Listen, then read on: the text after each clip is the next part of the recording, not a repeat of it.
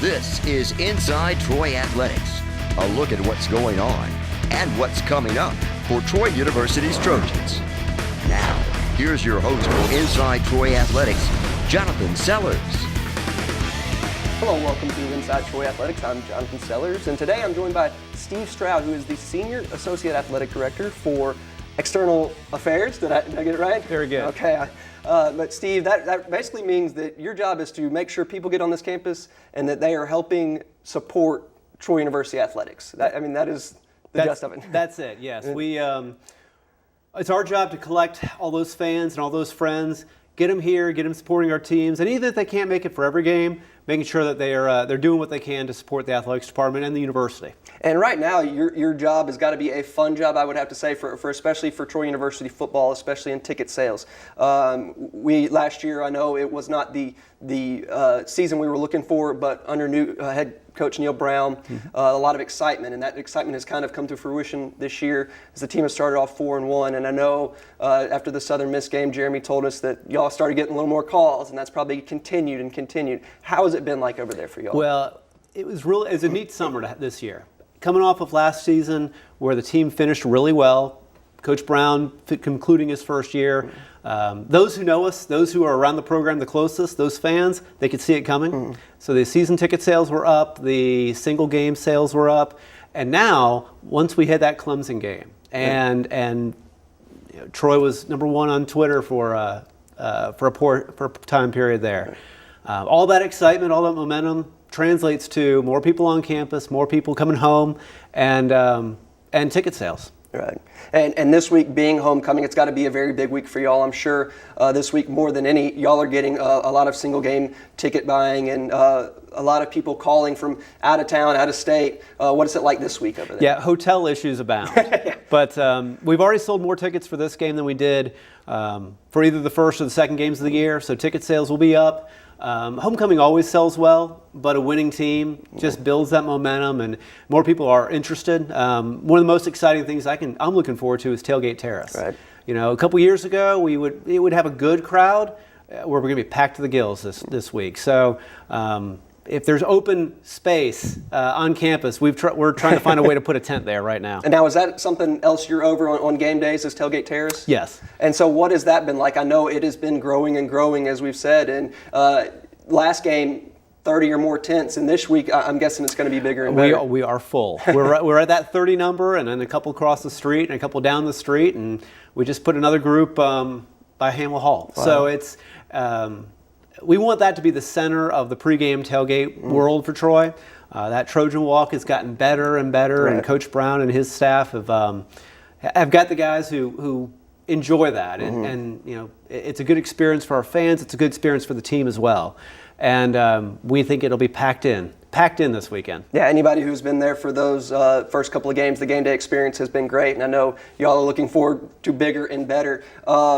A road game, though, I know y'all looking forward to is the South Alabama game. It is the following week after homecoming, and it's a Thursday night. Yep. But ticket sales have been going well for that one as well. It's a quick turn, definitely, but there's been tremendous excitement around that program, especially from our student base here on campus. Right. I think we're at 7 buses of students that are filled right now, so at 50 kids per bus or so, you know, plus the band going down there, plus our admissions department's bringing 100 plus our fans. Right. So you know, that base of fans in the Mobile, the Baldwin County, Pensacola, you know, all those folks coming over, we want to make sure that our fans stand toe for toe with the South Alabama fans. And I think that should be the case that Thursday night, and those tickets are still available? They are, yes. Okay. We'll have those through the Troy ticket office up until Thursday about noon. Eventually we gotta call it and get our ticket manager down there. And but, that is the Thursday of the game? Of the game, okay. Yes. Okay, and then also still 2 more home games on the schedule after that. That is the game against UMass, and that is, I believe, is it International Day that's going to be the theme of that one? The November 5th game against UMass, we've got a number of different things going. Yes, the Parade of Flags will take place at that one. The Sound of the South Alumni Day is always a fun one, so they'll be marching at halftime. Our admissions department has a tremendous preview day. Okay. So thousands of prospective students will be here on campus. And that leads us to our next game, November 12th, which will be the Military Appreciation Game, which is always a special game for us. Those are the last 2 Saturday home games. Then the following Thursday, we come back against Arkansas State at home. So it'll be an 8:30 p.m. Thursday night. Right. We need everyone local to come out for it. Yeah, and I left that one out, and that's going to be a big one, as you said. That one's on national TV. Troy has played several games, those late Thursday night games where the crowd is all day, the excitement builds around campus, and it can get loud and rowdy, and that's what you're looking for that one, I know. We'll do a blackout for our students, so there'll be T-shirts waiting for them, care of the Guardian, as well as we're looking to make that faculty staff appreciation night. So we'll have some special offers, some special deals, tailgating plus ticket offers that'll come out for the Troy faculty staff at all of our campuses to welcome them home and get them back and enthusiastic for that Thursday nighter. So still a lot to look forward to on the football schedule. But something else I know we're looking forward to is basketball, and that is right around the corner. I know ticket sales and brochures are going out, and you're ready to get things rolling with that as well. Yeah, we returned Sun Belt champion in the women's basketball team, and Phil and his team are very excited about the talent they've brought in. They both have got good home schedules. Little not as many games in November, December, and then due to a conference change where the men will be playing Saturday, Monday, the women will play Thursday, Saturday. We create some extra game days through all of that. So be a little bit different, but it'll be great, and we're really looking forward to it. I mean, you take the momentum from football, you take the momentum from soccer doing well this year, and just bleed that right into basketball season. And it kind of helps out the women's not having to play those double headers when it's at 5:15 and not everybody can get over there right off of work. They're going to get to play at 7 o'clock and allow people to get dinner and then get over there, and that'll help. Yeah, it lets that program kind of stand on its own a little bit more and develop its own fan base, and we're excited for it. I think it'll go well. And which it really should, because that women's program and the women's team, if you haven't got to see them, it is something really fun to watch. They play an exciting brand of basketball, yes. But those games will be starting in November. Do we know when those first games are? I'm putting you on the spot here. You are the. Let's talk more about football schedules. I know those. No, we've got an early November exhibition games, and those will be open to the public.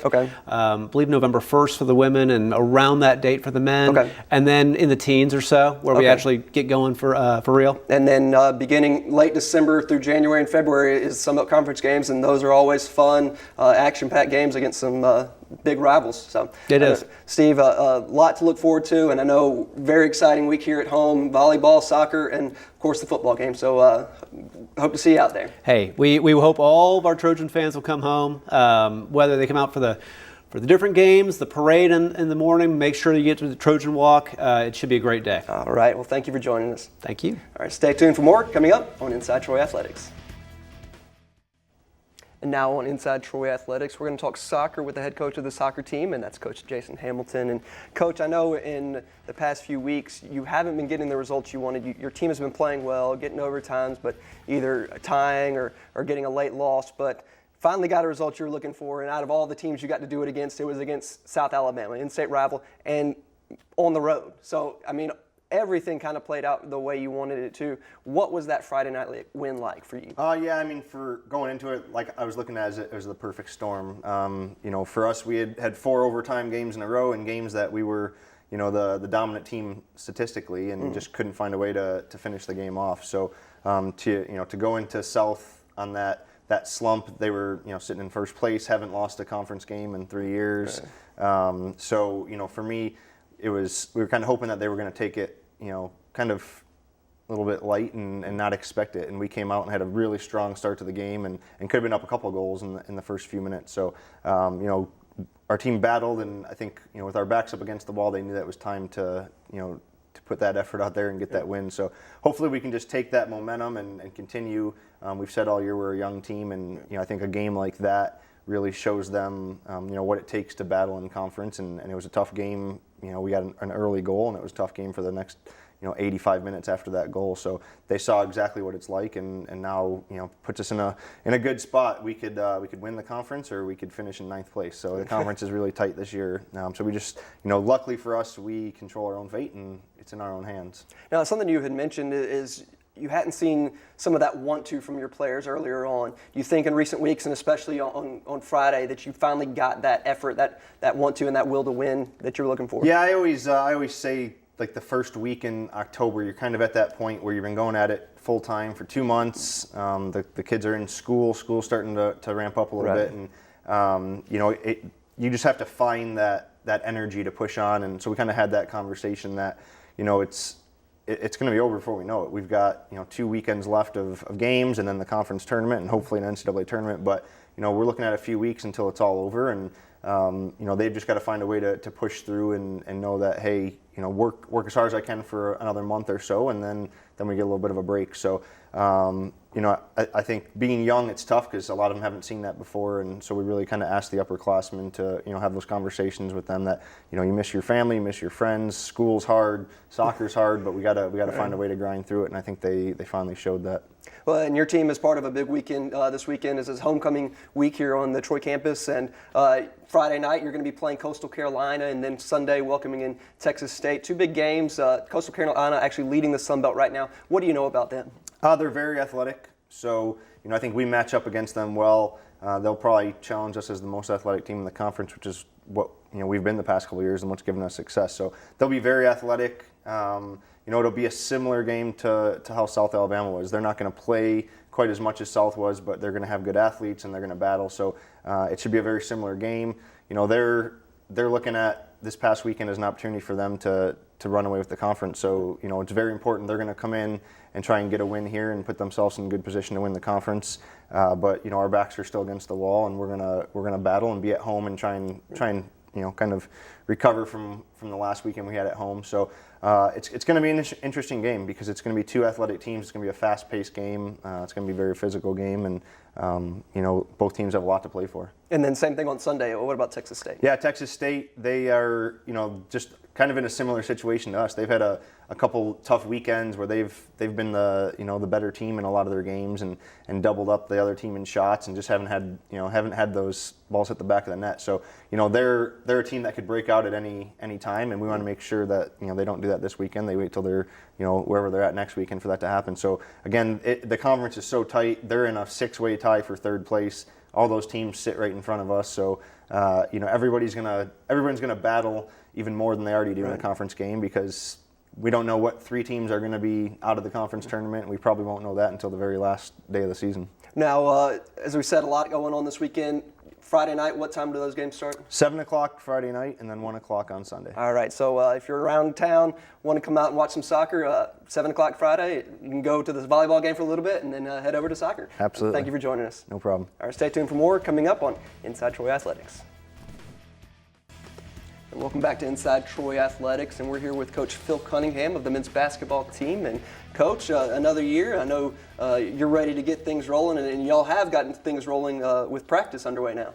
We started a week ago Monday, and we're heavily involved in it. We're going twice a day, about 3 days a week. We're getting every drop of that 20 hours that the NCAA allows us to practice. And Coach, you've got a pretty good returning nucleus from your team from last year and a couple of newcomers, but let's talk about those returners. I know you've got Wesley Person, and everybody knows who he is. He's been the big shooter the past few years, and Jordan Venarda, he's back, and what a big freshman year he had last year. And you've got some other, B.J. Miller, a point guard who played really well. Talk about those returners and what they're going to mean for the team. Well, Jonathan, this is a different look for us because we haven't had the benefit of coming into a season with such an experienced group coming back since we've been here. It's just taken a while to build it up, and we've got 8 out of our top 9 players coming back, including 4 starters. And we had a young man named Alex Hicks who sat out last year who's got a chance to be one of the better players in the Sun Belt moving forward. And so we really feel good as a coaching staff about just to look out there and to see faces that we've seen for at least a year, a lot of them in this case now 2 years, some of them 3, again, that we haven't had since we've been here. And it makes a difference. It really affects how you start practice each year, just the way how efficiently a practice can run. And but that experience changes things and allows us to advance quicker. But you mentioned some names. Wesley Person is a guy everybody knows about, Troy's first freshman of the year in its Division I history. He followed that up last year with an all-conference selection, and he'll be preseason all conference again this year. And he's a guy who's just gotten better every year. Right. He brings a work ethic to the table that you don't see very often in college athletics, and he's got high character, and that allows him to just get better. Jordan Bernardo, another young man, is going to be a sophomore, who was probably runner-up for freshman of the year last year. Had a really good freshman year, particularly in non-conference play. He was terrific. Surprised. We thought he'd be good. We had no idea he'd be as good as he was in non-conference play. Some of the things he did against some of those bigger opponents, but had a great freshman year. And then you mentioned some other guys. We've got seniors back in Jeremy Holloman and Daniel Peace, both of whom started almost every game. I think Peace started every game at the point. So we've got experience there. We've got B.J. Miller back, a quick, athletic young man who's got some experience, played about 17 minutes a game. Aaron Arreary's back. Right. Yaro Morvek is back and probably looking as good as he's ever looked since he's been here. And then Sean Hopkins is a guy who actually started the last 8 or 9 games, and he's just a player that's got a lot of potential. So we're really excited about having all those guys back. And then the newcomers. I know we keep on hearing about the Florida transfer and Devin Walker. What about some of the other guys who we can look forward to, and Walker himself? Well, Devon is a young man that as soon as he became available, we jumped in there because we needed a physical big wing. It's one of the things in our first 3 years, we've never had a big physical wing. We kind of played 2 smaller guards out there together. And we just thought he was a really good fit for our program. And you never know when you take a grad transfer like that, you never know how his personality will affect the locker room. Right. Because he can come in, and be thinking about, just talking about Florida all the time and playing in the Final Four, all those things he did at Florida. But he's been totally opposite. He's been exactly what you want in our situation. About 2 days in, he said, Coach, I need some Troy gear. I can't wear Florida gear. Right. I'm Troy now. So that's been his attitude since the day he's stepped on campus. And our players have recognized that. And he's just like he's been with them for years already. But then we added 2 junior college players late. Kevin Baker, a point guard who can really shoot the ball, and Juan Davis from East Mississippi, who is just a 6'8" young man who can really fly up and down the court. Probably the best pure athlete we have on the team, and he's a smart kid who's really has a great attitude and just going to get better and better every day against this good competition. And we brought in a freshman that gets probably left out a little bit just because of those other 3 guys being older and more experienced. But Darian Adams is a young man from Carver High School in Montgomery, who we really are excited about. I just think he's got a chance to be a special player down the line. He's fighting to get on the floor this year. He's fighting against a bunch of older guys, more experienced guys. It's going to be tough. But he's got some things you can't teach. He can really shoot it. He knows how to play, and he comes from a winning program. Right. One of the things that one of our charges when we got here was to start recruiting Alabama high school players. When we got here, out of 13 players, 12 were junior college transfers, and none were high school kids from Alabama. We've changed that now. We've got Wesley Person, we've got Alex Hicks, and then Darian Adams comes from Carver, and we've really been wanting to get a kid out of Carver because they're when you think high school basketball in Alabama, Carver is right at the top of the list. And that's exactly right. I know having that Montgomery presence on your team is big, the Brantley presence with Wesley Person, so it brings some fans from the local area as well. But let's talk about your schedule. A very good non-conference schedule with some big tournaments. You're going out to Las Vegas. You're going to go to San Francisco, playing University of San Francisco. Some big, and Hawaii, excuse me. Yeah. So some big trips for your team. Yeah, it's an exciting schedule when you look at it as a player. It's going to be a tough physical schedule in terms of playing a lot of games in a short period of time. We play at Eastern Illinois all the way up in Charleston, Illinois on a Monday. We turn around and play at San Francisco on Wednesday and at Hawaii on Friday. So it's going to be on a normal team, the wear and tear of the travel would take a toll, and you'd lose the game somewhere along the way because of your schedule. But we just felt like with this team, we feel like we've got depth. We feel like we're much more athletic than we've been in the past, and it's a great opportunity. The Hawaii deal is they were so desperate for this last game that if we agreed to play out there this year, then they guaranteed us a spot in the Rainbow Classic next year, which is a tremendous tournament to go to. It's a great trip for the players, but it's one of the more prominent preseason. We're right at the beginning of the season tournaments. It always has been with great tradition. So. We're excited about that. But, yeah, you talk about the Vegas trip. We play at USC and at Wyoming as part of the Las Vegas Classic. Our series continues with UAB. who's got everybody back and are picked to win the Conference USA. Got a top 25 type team. Right.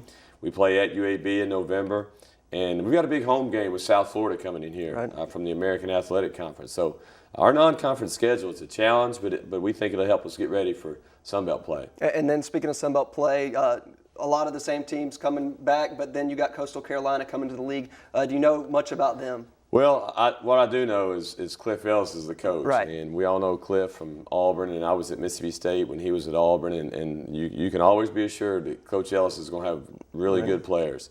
He gets recruiting, always has, and he's a unique type coach. The way they play a little unique style. But the Sun Belt Conference has been one of the best mid-major conferences in the country. You can always judge the quality of your conference by, particularly at our level, by what they do when they reach the NCAA tournament.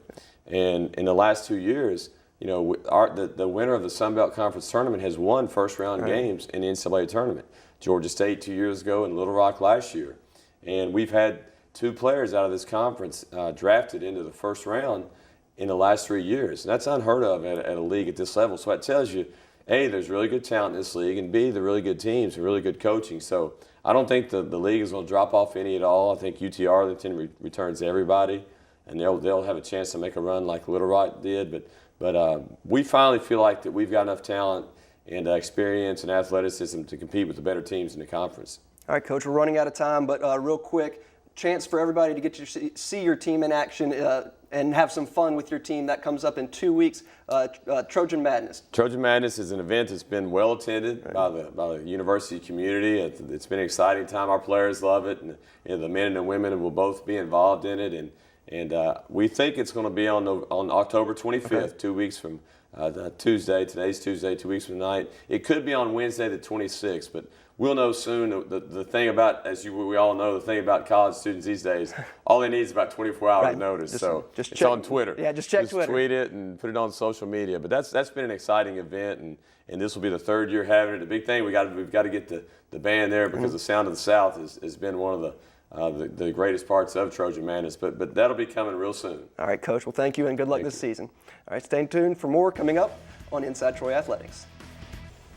And we're back for our final segment here on Inside Troy Athletics, and we're going to talk with the head coach of the cross-country program, and that's Coach Elliott Blount. And Coach, y'all only have 2 more weeks left or 3 more weeks until the conference meet, and y'all are finishing up your final tune-up for the conference meet, and that's going to be down in Dothan again, running the course again, trying to check things out.